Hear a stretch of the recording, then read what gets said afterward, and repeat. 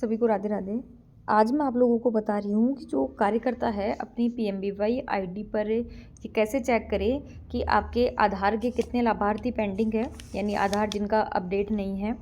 पीएमबीवाई form आपने भर दिया और वो ना तो कार्यकर्ता की उस पर दिख रहा है ना एलएस की आईडी पे वो जा रहा है। मतलब कार्यकर्ता के पास तो दिख रहा है पर एलएस के पास वेरिफिकेशन के लिए शो नहीं हो रहा है। तो कार्यकर्ता अपने मोबाइल में कैसे चेक करे कि किस लाभार्थी का डीबीटी मोड ऑन है या नहीं है, या किस लाभार्थी का आधार वेरीफाइड नहीं है, तो ये कैसे चेक करें। तो देखिए, सबसे पहले क्या करना है, कार्यकर्ता को अपने पीएमबीवाई में ये रिपोर्ट WCD है, यहाँ पे क्लिक करना है। यहाँ पे क्लिक करने के बाद में यहाँ पे देखिए, इसमें ये प्री रजिस्टर बेनिफिशियरी लिखा हुआ है, ये प्री रजिस्टर बेनिफिशियरी इन पीएमबीवाई, यहाँ पे क्लिक करना है। यहाँ पे क्लिक करने के बाद में ये देखिए केंद्र का नाम आ गया। अब इसमें देखिए टोटल ये प्री रजिस्टर्ड बेनिफिशियरी एक है। एक कौन सा है, आधार नोट ऑथोराइज में नहीं है, ये है एनपीसीआई में, यानी इसका डीबीटी मोड ऑन नहीं है बैंक खाते का। तो जब तक इसका डीबीटी मोड बैंक खाते का ऑन नहीं होगा ना, तब तक ये एलएस की आईडी पे दिखाई नहीं देगा वेरिफिकेशन के लिए। तो उससे पहले कार्यकर्ता यहाँ से चेक करे कि कौन सा लाभार्थी है। जैसे आप कह रहे हो कि यहाँ पे संख्या दिखती है, हम ये पता नहीं लगा सकते ये किस लाभार्थी का है। तो देखिए, इसके लिए क्या करना है आप लोगों को, ये जो नीले अक्षर में एक दिख रहा है ना आप लोगों को, इसी नीले अक्षर में इस एक पे क्लिक करना है आपको। इस पे जैसे इस पे क्लिक करोगे ना, इसका नाम आ जाएगा कि किस लाभार्थी की डीबीटी मोड ऑन नहीं है। ये देखिए, ये फर्स्ट चाइल्ड का है ना, और आप लोग ये देख सकते हो। अब इसमें देखिए, ये जो रेखा वर्मा है, इसका डीबीटी मोड बैंक खाते का ऑन नहीं है। तो इसका जैसे ही डीबीटी मोड ऑन हो जाएगा ना बैंक खाते का, तो वो एलएस की आईडी पे शो होने लग जाएगा और वेरीफाई में आ जाएगा।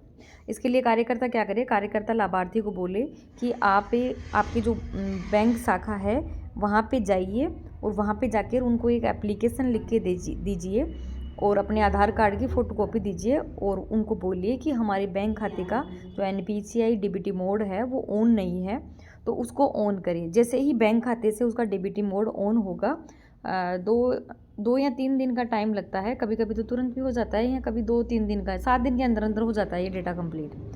तो उसमें ये फिर एलएस की जैसे मोड ऑन हो जाएगा ना, एलएस की आईडी पे दिखने लग जाएगा और वो वेरीफाई करते ही इसका पेमेंट हो जाएगा सीडीपीओ एसओ की आईडी पे जाने के बाद में। तो कार्यकर्ता चेक कर सकती है। अब आधार वाले में, अगर आधार वाले में जैसे नीले अक्षर में लिखा हुआ है 1 या 2 लाभार्थी है, तो वहाँ पे उस संख्या पे क्लिक कर देगी ना, तो उस संख्या पे क्लिक करने के बाद भी लाभार्थी की संख्या दिख जाएगी। मतलब उस लाभार्थी का नाम आप लोग देख सकते हो कि किस लाभार्थी का डीबीटी मोड ऑन है या किसका नहीं है। इस प्रकार सभी कार्यकर्ता अपनी ही आईडी पर ये चेक कर सकती है कि किस लाभार्थी का ऑन है और किसका नहीं है, किसको सूचना करनी है अपन को।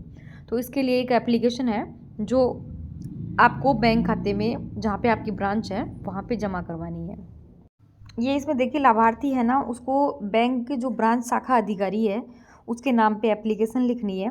विषय में डीबीटी मोड या एनपीसीआई मोड ऑन करने बाबत पे लिख देना है। उसमें उपयुक्त विषय अंतर्गत निवेदन है कि हमारा जो बैंक खाता है आपकी बैंक शाखा में खुला हुआ है और हमारे द्वारा प्रधानमंत्री मातृ वंदना योजना का फॉर्म भरा गया था, लेकिन हमारे खाते का डीबीटी मोड ऑन नहीं होने के कारण हमारा भुगतान नहीं हो पाया है। तो आपसे निवेदन है कि हमारे ब्रांच में उसका डीबीटी मोड ऑन करवाए। ये लाभार्थी को वहाँ पे एप्लीकेशन लिख के और वहाँ पे ब्रांच शाखा में आधार की फ़ोटोकॉपी ये देनी है। उसके बाद में वहाँ पे जो ब्रांच शाखा जो अधिकारी होता है वो एनपीसीआई जो उसका मोड है वो चालू कर देगा। उसके बाद वो एलएस की आईडी। अब ये एप्लीकेशन आप लोगों को, लाभार्थियों को बताना है कि ये एप्लीकेशन ब्रांच शाखा में जमा करवाए, और ताकि वहाँ पर उसका जो एनपीसीआई है वो चालू होते ही उसका एलएस की आईडी पे दिखने लग जाएगा और एसओ से अप्रूव होके उसका पेमेंट जनरेट हो जाएगा। इस प्रकार सभी कार्यकर्ताएं आपकी आईडी से जिनका एनपीसीआई चालू नहीं है, आप नाम देखकर उनको सूचित करें ताकि सबका समय पर पेमेंट हो सके। धन्यवाद।